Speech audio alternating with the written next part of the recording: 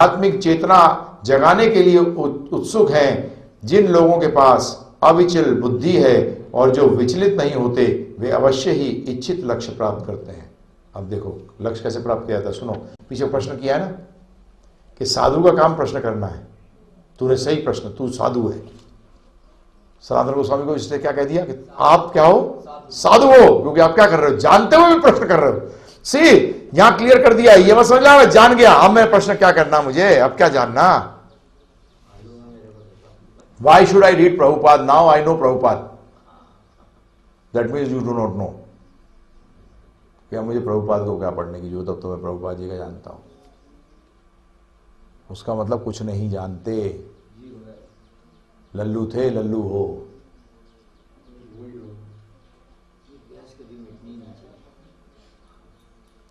Actually ये वो अमृत है जो कि सेटिस्फाई करते हुए अनसेटिस्फाई करता है। हाँ, ये क्या मतलब, संतोष करते हुए असंतोषी बनाता है। हाँ, ये असंतोष देता है, हाँ आनंद जब भी तो मिलेगा, और फिर और का लोभ बढ़ाता है, और का कि और चाहिए यार, ये तो पेट भरा नहीं इससे, और दो। तो जो लोग अपनी आध्यात्मिक चेतना जगाने के लिए उत्सुक हैं, जो लोग, जो कौन लोग, जो अपनी आध्यात्मिक चेतना जगाने के लिए उत्सुक हैं, जिन लोगों के पास अविचल बुद्धि, अविचल बुद्धि है। अविचल बुद्धि कैसे पैदा होती है, भगवद गीता याद करो, व्यवसात्मिका कब होगी, अगले श्लोक में क्या कहा है, जो लोग कृष्ण भक्ति नहीं करते उनकी बुद्धि कभी भी अविचल नहीं होती। जिसकी अविचल बुद्धि है मतलब उसको ये लक्ष्य प्राप्त करना ही है, हेन तेन प्रकारेणा, वे अवश्य ही इच्छित लक्ष्य को प्राप्त करते हैं। इधर उधर नहीं जानी चाहिए प्रभु जी, एकदम वो लक्ष्य को प्राप्त करेगा, क्योंकि वो किस स्टेज पे आ जाएगा, निष्ठा, अनर्थों की निवृत्ति। अनर्थों की निवृत्ति क्या आता है, नेक्स्ट क्या है, निष्ठा। जब आपकी श्रद्धा किसमें बदल जाए, निष्ठा। अविचल बुद्धि का मतलब क्या है, यही अविचल। तात्पर्य प्रभुपाद जी कहते हैं ये श्लोक नारदीय पुराण का है और भक्ति रसामृत सिंधु में आया है। 107, तुम भक्ति संप्रदाय का प्रसार करने के योग्य हो, अतः एक एक करके मुझसे सारे तत्वों के विषय में सुनो, मैं तुम्हें उनके बारे में बतलाऊंगा।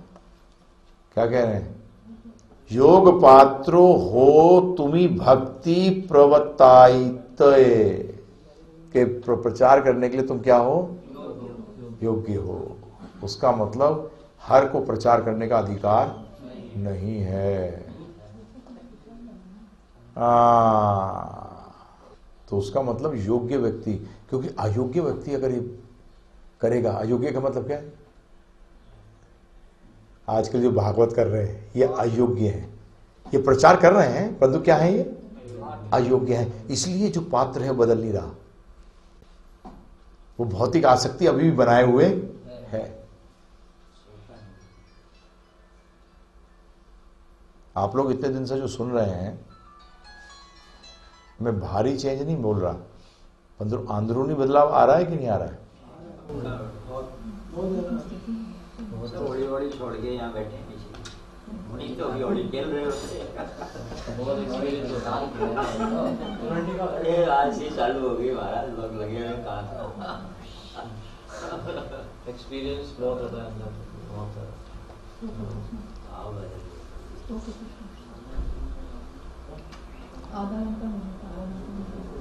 देखो तो ये मतलब है योग्य का, ध्यान रखना। योग्य वही व्यक्ति है जो कि क्या कहते हैं, तुम भक्ति संप्रदाय का प्रसार करने के योग्य। अतएव क्यों योग्य हो, क्योंकि तुम्हारा लक्ष्य, तुम लक्ष्य को प्राप्त करना चाहते हो, तुम जानने के इच्छुक हो।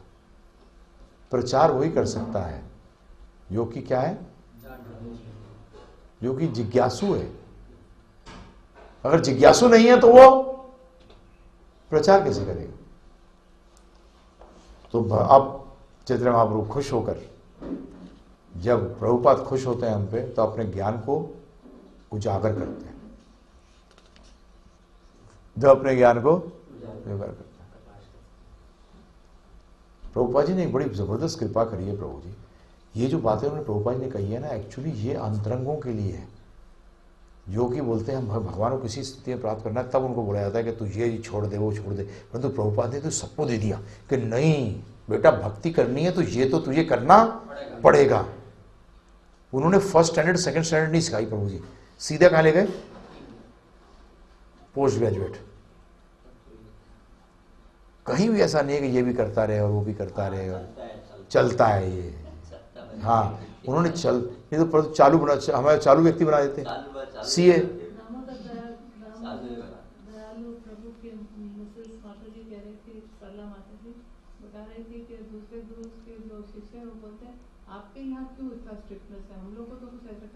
नहीं कुछ नहीं हुआ, बोले कोई प्रॉब्लम नहीं है, तुम नरक पहुंचोगे। हाँ बिल्कुल नहीं,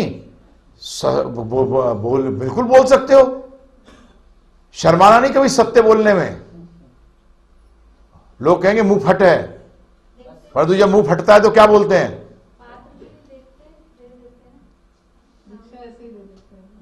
तो वो गुरु भी नर्क और शिष्य भी नर्क, दोनों लाइन से नर्क में जा रहे हैं।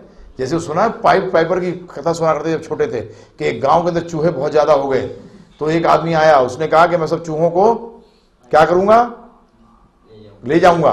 तो उसने सब चूहों को बजा कर ले गया। ऐसे ये गुरु सबको बजा के चूहों को ले जाके कहां डाल देंगे, नरक में, और खुद भी जाएंगे।